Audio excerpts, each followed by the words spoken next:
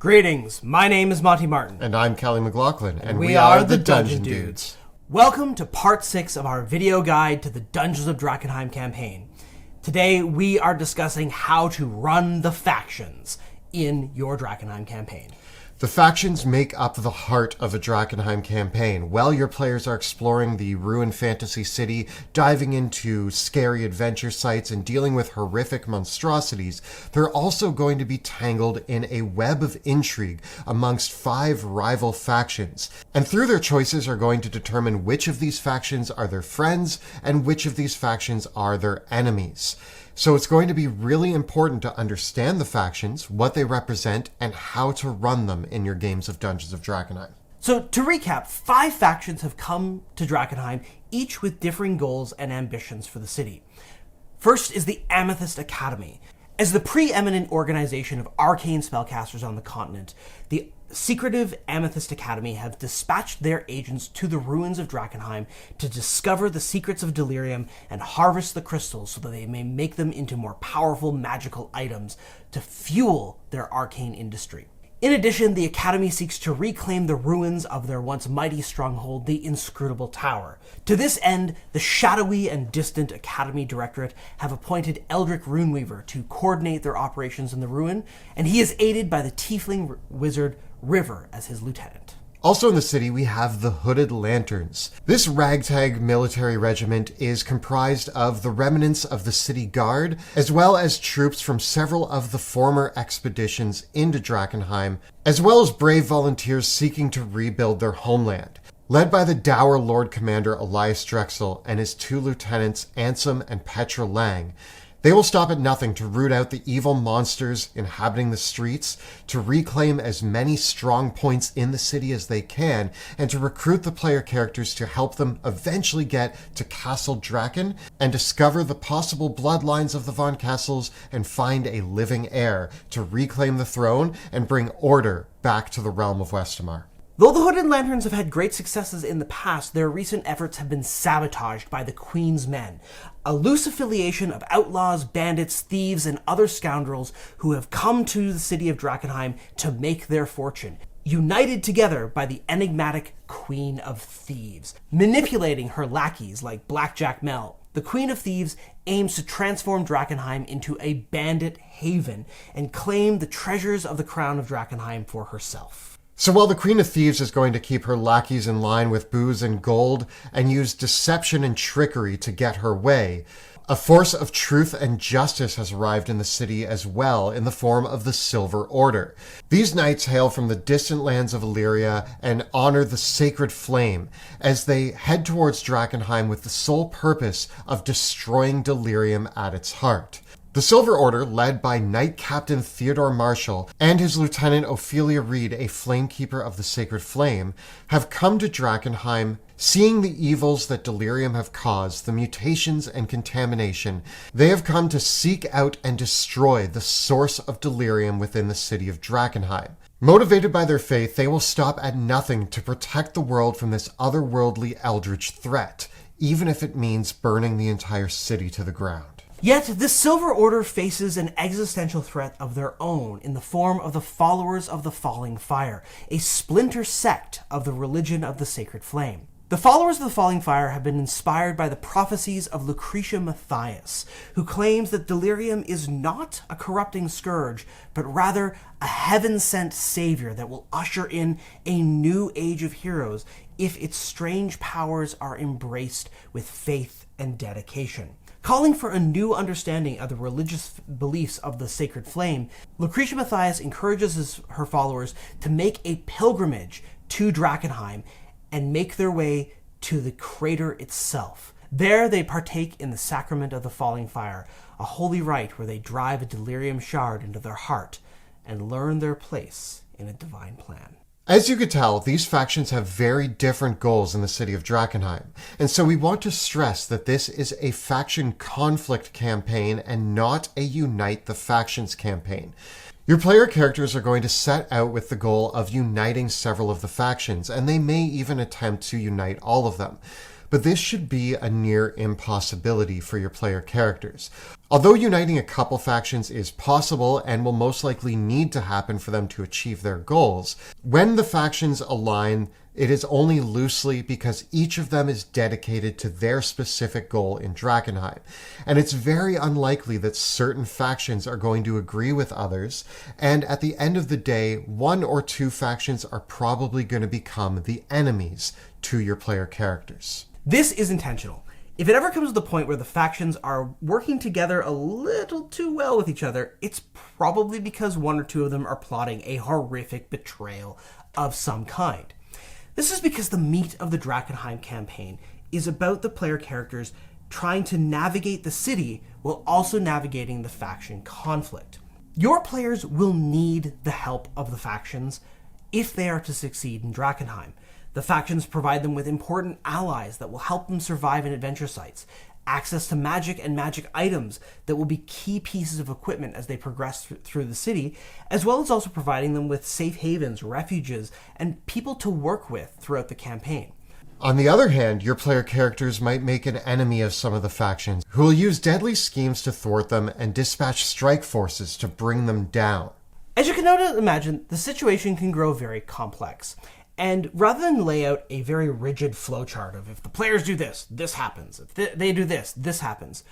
We've decided to present the factions in a fluid and holistic way so that you can use your judgment to decide how they respond to their actions. Every faction is led by a faction leader along with their lieutenant and has a key cast of NPC characters that you can draw on. But the faction is united by their shared goal as well as the role-playing traits that are common to most members of the faction. We designed the role-playing traits so that they are almost quotes that you can directly use as the faction leaders. And although each individual member of a faction might have different goals and ideals and bonds and flaws, they are united by a through line that is represented by these traits presented in the faction section in the book. And you can use this as your guiding light. When your players are arguing with a faction or trying to make deals with them or trying to unite them, the question then comes up, are they appealing to the bonds, ideals, and personality traits of those factions?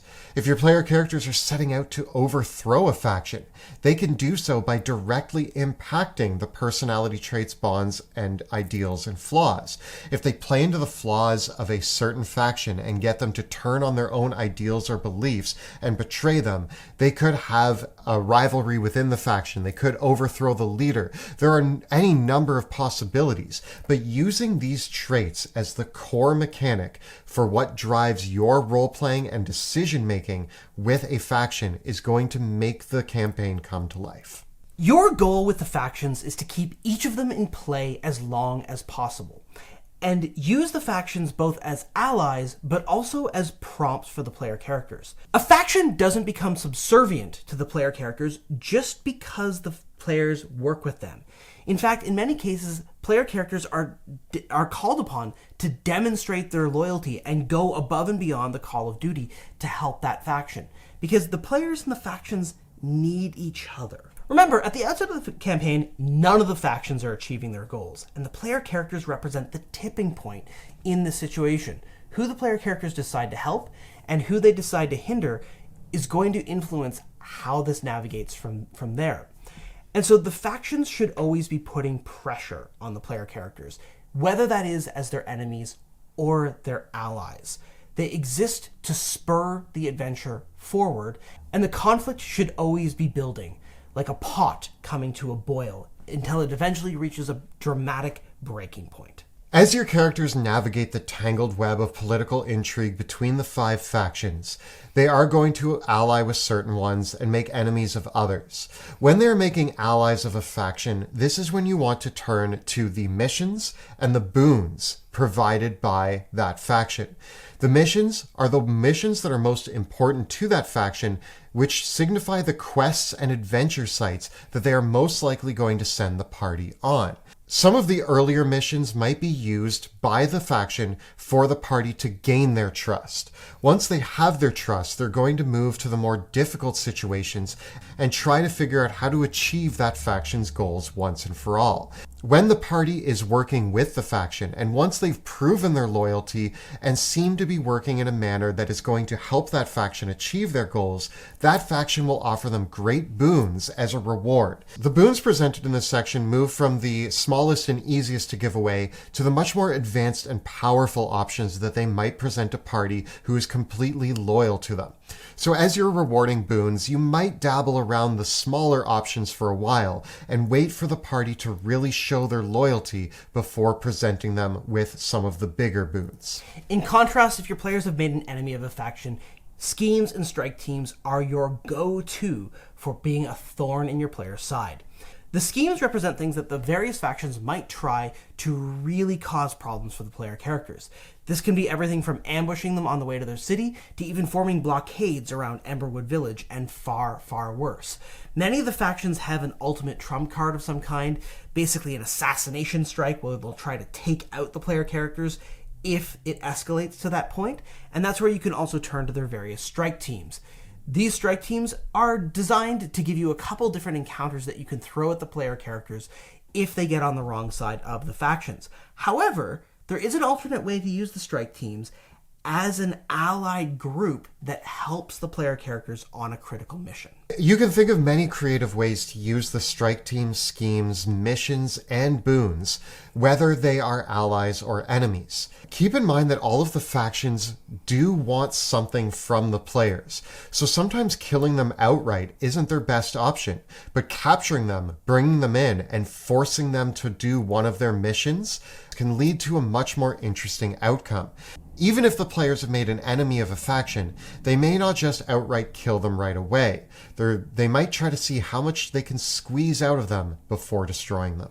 Beyond this, though, the face of every faction is its faction leader and its lieutenant. At lower levels of play, your player characters are more likely to encounter the faction lieutenant as a representative of the faction as a whole, but eventually they will start working with the faction leaders, who have all been presented as big personalities with some pretty meaty stat blocks as well. The faction leaders are the linchpin of each respective faction, and it's worth noting that in some cases, for example, the Amethyst Academy and the Silver Order, Eldrick Runeweaver and Theodore Marshall are not actually the faction leader of the entire faction, because these are international organizations, but they do represent the local commanders of the forces in Drakkenheim itself. That element that the factions do extend beyond the world, beyond their faction leaders, is an interesting thing to always keep in mind during the faction intrigue, as it can always have the players wondering, well, what could happen even if we drive the factions out of the city? But when it comes to the conflict in Drakkenheim, the player characters can interact with the faction leaders as allies, but they can also challenge them for the leadership of a faction, or simply take them out and use that as a way to rout the faction, drive them out of their stronghold, and drive them out of Drakkenheim. While the defeat of a faction leader might not seal the ultimate doom for a faction, we've discussed the various ways where the factions can survive and re-emerge even if their leaders are destroyed. It does give the players a reprieve if they manage to defeat a faction, because they do need time to rebuild and recuperate. That should give the player characters the opportunity to achieve their personal quests and their desired outcome in Drakkenheim itself. Keep in mind that the factions are not untouchable. They don't have unlimited resources, and they are always working towards their master plans. Player characters who defeat a faction lieutenant or a faction commander, player characters who stop them from achieving their goals, or are able to reduce their resources, might be able to not only whittle down a faction to a point where it's no longer a threat, but maybe even take it over themselves. Listen to your players' creative ideas, and keep in mind that Drakkenheim is a pretty desolate place, and so all these factions are working with what they have at their disposal to try to maintain their power stance in Drakkenheim. But all footholds in the city are rather faulty, and simply by nudging something in the right direction, you can start a domino effect that could disrupt the entire balance of power in the city of Drakkenheim. We designed Drakkenheim to present what is called a wicked problem. It is a complex scenario with no clear-cut solution. There is no right answer. And well, in the epilogue chapter of the book, where we discuss the fate of Drakkenheim, we discuss some possibilities. What might happen if one particular faction got their way? There is no reason why any one of these outcomes is the outcome that your players have to choose. This isn't like a video game where it's just your choice of 5 different endings and there's no in between. Your player characters have the room for creativity in how they approach and solve this problem, and we're only laying out some of the possibilities of what could happen. Your use of logic and reason in response to your players' creativity, their choices, is going to determine the ultimate consequences of their actions and the ultimate fate of Drakkenheim. You don't have to take what we wrote in this book as absolutes in any way, shape, or form for how things might unfold. And in a lot of respects, we've left a lot of things about what might happen up to your interpretation to create that space for you to figure out how your campaign might end. Much like the problems in our own world today, it's not always clear what the best solution is and what it should be. And oftentimes, those solutions are colored by the personal ambitions, desires, and values of those who are making the decisions. It's up to your player characters and the factions they decide to work with to decide what their vision for the world of Drakkenheim is going to be. There's no right answer, and it's really important for yourself that you separate that in your mind. The moment like you feel like one of the factions is your favorite and you want their outcome to be the one that happens, that's where you need to stop yourself as the dungeon master and make sure that you are portraying all the factions in a very nuanced and complex way. This is not a world of clear-cut good and evil and clear-cut heroes and villains. It's a world of people with complex motivations and messy desires. Whenever it looks like the player characters are getting too close to one of the factions and think they have it all figured out, throw them a curveball and show them the dark side of one of their allies. Whenever it feels like your player characters are determined to crush one of their enemies, show them the ways that that rival faction might actually be right all along. We hope that this video guide to Dungeons of Drakkenheim has helped you prepare and run your game sessions. And we hope that you enjoy the amazing campaigns that you are going to run in the world of Drakkenheim. We can't wait to hear the stories about how your campaigns go, which factions your party's allied with, which ones they destroyed, which monsters they took out, and which monsters got the better of them. We're sure that you have many more questions, and we do have a Q&A as well that you can check out where we answer a bunch of questions about Drakkenheim. Of course, you can always ask us questions in the comments here, or you can reach out to us by joining our patron-only Discord. Monty and I are always on that Discord, and we have many channels where we answer specific questions, especially about running Drakkenheim. So if you're dropping into our Discord, be sure to join in on the chat and ask us anything you want. Thank you so much for joining us on this video guide, and we hope that you have many great adventures in the Dungeons of Drakkenheim.